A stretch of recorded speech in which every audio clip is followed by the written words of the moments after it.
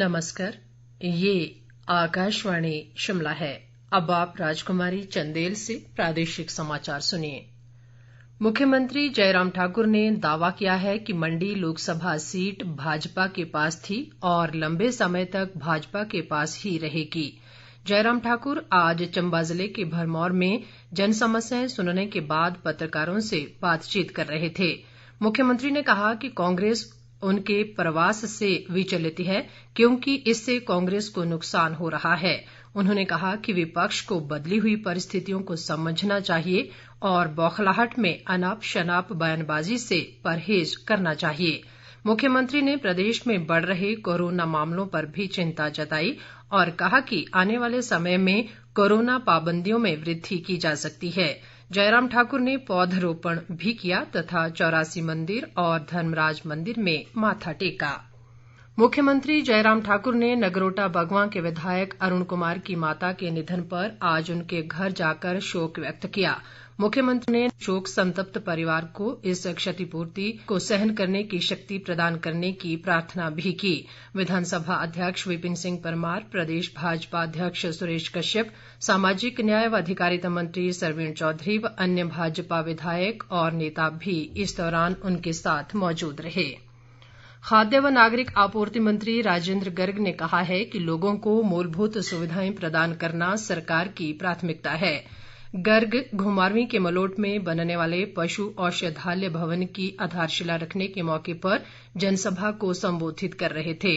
उन्होंने इस पशु औषधालय को भूमि दान देने वाले ज्यूणुराम और नथुराम का इस पुनीत कार्य के लिए आभार जताया। गर्ग ने कहा कि पशुपालन विभाग द्वारा पशुपालकों के लिए रिस्क मैनेजमेंट योजना चलाई जा रही है। इसके तहत पशुपालकों के लिए 3 वर्ष बीमा प्रदान किया जा रहा है। प्रदेश भाजपा की जन आशीर्वाद यात्रा कल 19 से 23 अगस्त तक प्रदेश में आयोजित होगी। इस जन आशीर्वाद यात्रा का नेतृत्व केंद्रीय सूचना व प्रसारण मंत्री अनुराग ठाकुर करेंगे। यात्रा के प्रदेश प्रभारी संजीव कटवाल ने आज सोलन में पत्रकारों से बातचीत करते हुए कहा कि यात्रा की सभी तैयारियां पूरी कर ली गई हैं। उन्होंने कहा कि अनुराग ठाकुर केंद्र में कैबिनेट मंत्री बनने के बाद पहली बार हिमाचल आ रहे हैं। इस दौरान उनका पार्टी और प्रदेशवासियों की ओर से भव्य स्वागत किया जाएगा। उन्होंने कहा कि अनुराग ठाकुर के दौरे और जन आशीर्वाद यात्रा को लेकर जनता तथा कार्यकर्ताओं में भारी उत्साह है।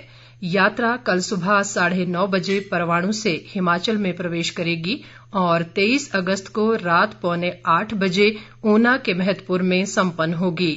जन आशीर्वाद यात्रा प्रदेश के 4 लोकसभा क्षेत्रों से होते हुए गुजरेगी और 630 किलोमीटर का रास्ता तय करेगी। केंद्रीय सूचना व प्रसारण मंत्री अनुराग ठाकुर ने जन आशीर्वाद यात्रा के दौरान पार्टी नेताओं, कार्यकर्ताओं और पदाधिकारियों से कोरोना प्रोटोकॉल का विशेष ध्यान रखने और सिर्फ एक पुष्प के साथ शुभकामनाएं देने की अपील की है। वन व खेल मंत्री राकेश पठानिया ने कहा है कि प्रदेशवासियों को बेहतर परिवहन सुविधाएं उपलब्ध करवाने में एचआरटीसी कर्मचारियों का महत्वपूर्ण योगदान है। पठानिया आज नूरपुर के बरमोली में निगम के पठानकोट डिपो के कर्मियों द्वारा आयोजित अभिनंदन समारोह में बोल रहे थे। उन्होंने कहा कि निगम कर्मियों और पेंशनरों की समस्याओं के समाधान के प्रति सरकार गंभीर है। पठानिया ने कर्मचारियों की उचित मांगों को प्रदेश सरकार के समक्ष उठाने का भरोसा दिया। उन्होंने ये भी कहा कि कोरोना महामारी में राज्य की अर्थव्यवस्था को बुरी तरह प्रभावित किया है। इसके बावजूद सरकार ने निगम कर्मियों को समय पर वेतन सुनिश्चित किया ताकि उनके परिवारों को कोई कठिनाई न झेलनी पड़े।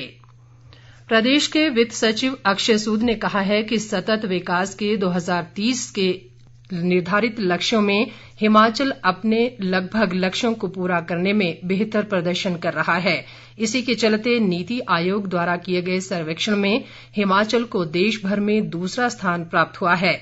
अक्षय सूद आज शिमला में योजना विभाग और कट्स इंटरनेशनल संस्था द्वारा संबंधित विभागों और संस्थाओं के लिए आयोजित कार्यशाला को संबोधित कर रहे थे। इस कार्यशाला में पर्यावरण संरक्षण, कूड़ा निष्पादन, जैविक कचरे के निष्पादन और सतत पर्यटन जैसे क्षेत्रों पर चर्चा की गई।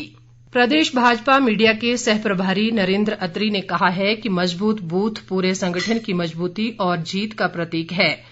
अत्री आज बड़सर भाजपा मंडल द्वारा आयोजित ग्राम केंद्र प्रशिक्षण शिविर के मौके पर बोल रहे थे। इसके साथ ही ये समाचार बुलेटिन समाप्त हुआ। नमस्कार।